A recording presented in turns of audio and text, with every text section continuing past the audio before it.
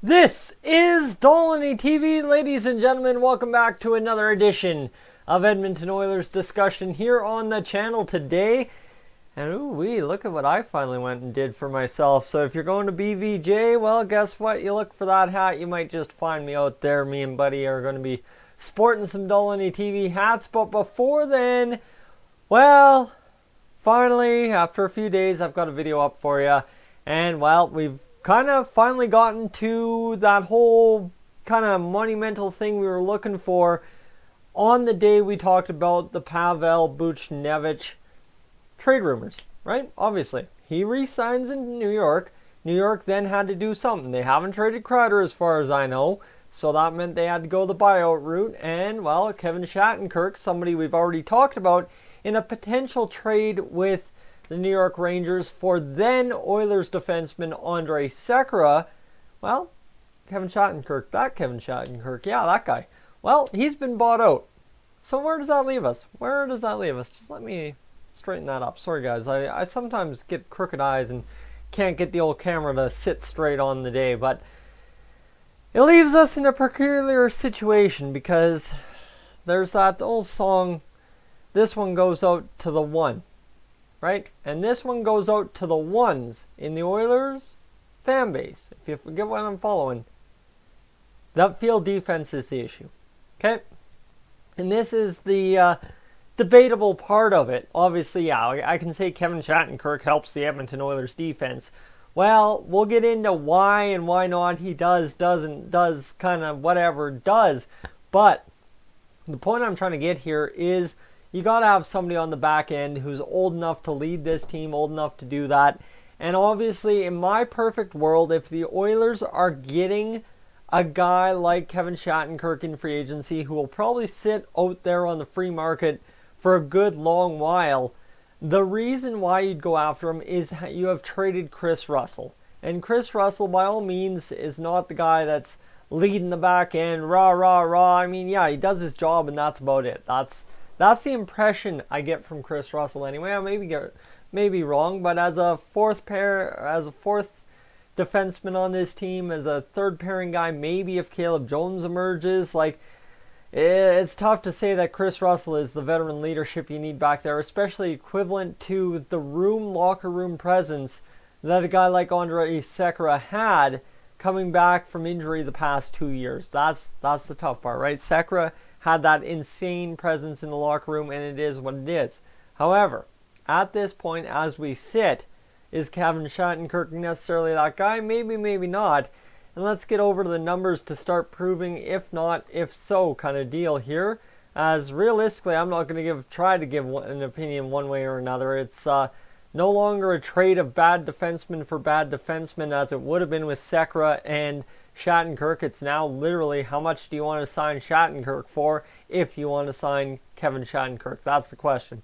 So let me get his stats here and let me get the old thing up. And I'll get to a second here on what the Rangers are paying Kevin Shattenkirk as well, because I think a lot of you would be really interested to know what the Rangers' cost of the buyout for Kevin Shattenkirk's going to be for the next how many ever years of his contract that was still due with the good old New York Rangers. So right there I've got Kevin Shattenkirks stats. Give me a second to move them over and expand them so as we can actually talk about them. There we go. There's Kevin Shattenkirks stats. Make of it what you will.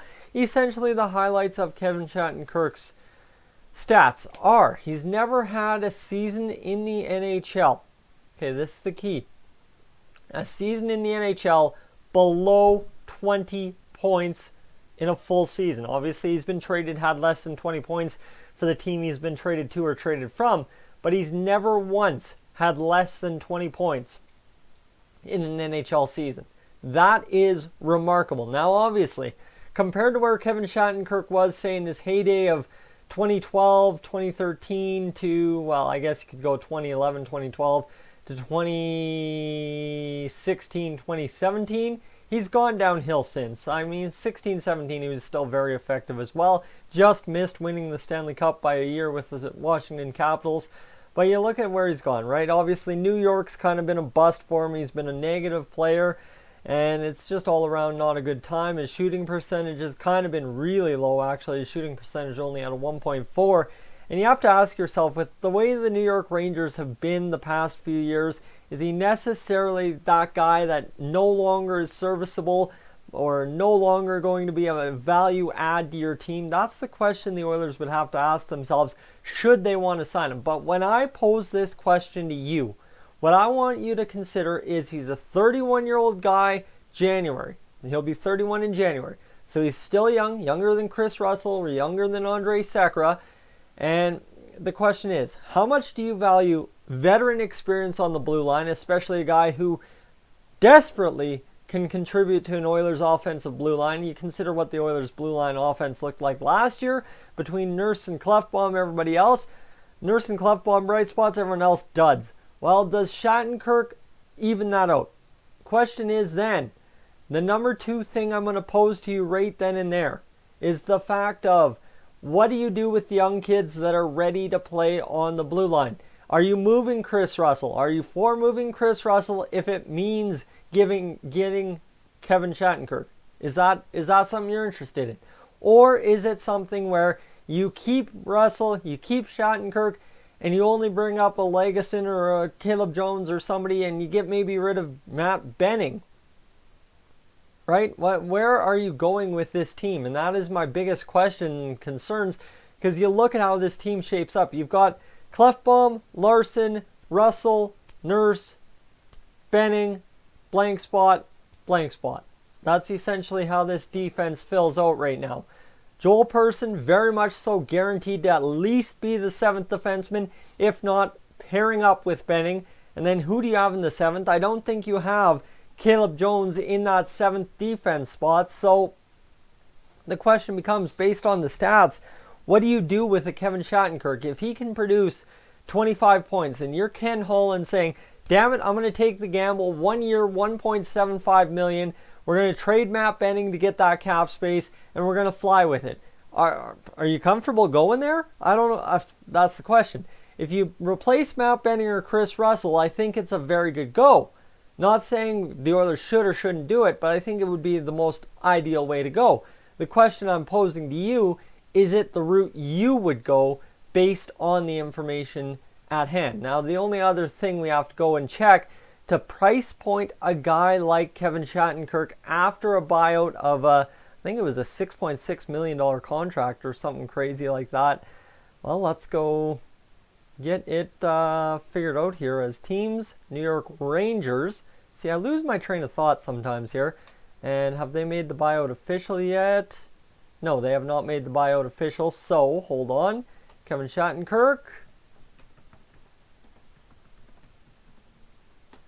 There we go. Let's search him up. Now that Kevin Shattenkirk, well, basically everyone's saying all this about the Montreal Canadiens now, but it is what it is. The Rangers to buy out Kevin Shattenkirk in cap squeeze, so it is what it is, right? Obviously, we don't have a complete figure on what it'll cost the New York Rangers quite yet. We can use the cap-friendly calculator, and that's exactly what we're going to do right now to see if we can get a mathematical figure here as buy out Kevin Shattenkirk. So it'll cost the Rangers a cap hit of 1.48, $6 million the next year, 1.48, 1.48.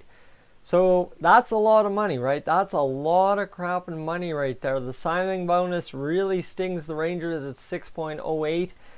So if you're the Oilers and you know for the next 2 years Kevin Shattenkirk's getting paid more than $7.5 million by the New York Rangers, and you go out there and you figure the fact that you could get him for 1.75 to be that veteran leadership, that point-scoring defenseman that you just need on that second pair, right? You can have Nurse, Klefbom on that top pair, or Nurse and Russell, Larson, whatever you want on the top pair, and Klefbom and Shattenkirk, whatever you want on that top pair. Go to town, have a good time with it. I don't much care. But you know what I'm meaning. Set up the defense somehow. He's a right defenseman, so the question still stands. What do you do? That is the mathematical question. Obviously, the cap space is kind of there for the Oilers. We can go 10% over and go and figure it out later, but the question is now, if you're Ken Holland, are you doing any work on Mr. Kevin Shattenkirk, are you sitting there thinking maybe we should kick tires, throw in an offer, or are you staying 190% clear of Kevin Shattenkirk based on being bought out in New York and failing expectations since getting there, essentially, right? Not that he was bad, but he failed expectations, which the Edmonton Oilers fans, like you and me, know all too well. Guys, I'm Tyson, this is Stolen TV. Let me know your thoughts on Kevin Shattenkirk being bought out, reportedly, whatever you want to throw it. It is what it is. I'm up on out of here.